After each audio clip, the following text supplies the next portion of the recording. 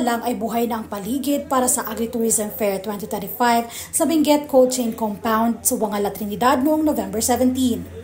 Habang hinihintay magsimula ang programa, may libreng pakape at pagkain para sa mga maagang dumating, isang munting paalala ng mainit na pagsalubong ng mga taga-Benguet sa kanilang bisita at kalahok. Sa loob ng venue, makikita na agad ang iba't ibang booths na nakahanay, agricultural products, cut flowers, processed goods at mga tourism at livelihood displays mula sa iba't ibang grupo. Ito ang ilan sa mga unang dinarayo ng mga tao bago pa man formal na buksan ang municipal booths. Formal na sinimula ng programa sa pamamagitan ng opening prayer na pinangunahan ni Mr. Jeffrey Taulingan at sinundan ng acknowledgement of participants ng provincial agriculturist na si Ms. Delina D. Juan. Nagbigay rin ng welcoming remarks si Honorable Neptali Camsol, Committee Chairperson on Agriculture. Kasunod naman ito ang intermission performance ng Benguet 4-H Club Federation bago ipakilala ang pangunahing tagapagsalita na si Dean Constantino Sudaypan ng Benguet State University. With all of that, we would like to once again congratulate the province of Benguet for this activity.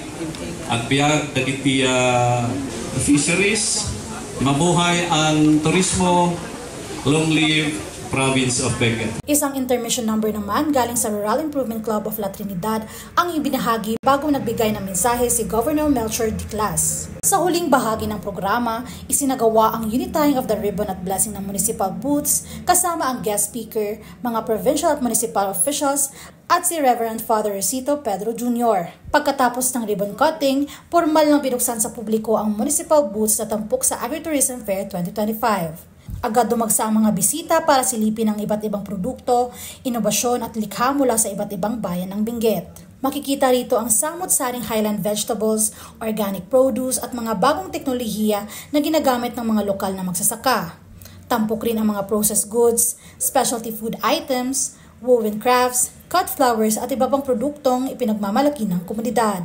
So itong Agritourism Fair, i-promote niya ang mga different products ng different municipalities. Fresh and processed product po. Alam po natin na mahal na ngayon ang mga gulay due to that effect. Pero at least naman po, meron pa rin pong naibibigay ang mga different farmers na ititinda natin dito sa provincial fair natin. Hindi lang produkto ang dala ng bawat booth.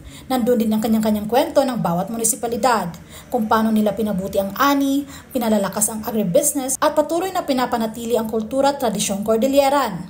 Napopromote kasi yung mga product nila, at the same time na-encourage yung mga farmer na mag-create ng sarili nilang mga produkto din, gano'n. Tapos,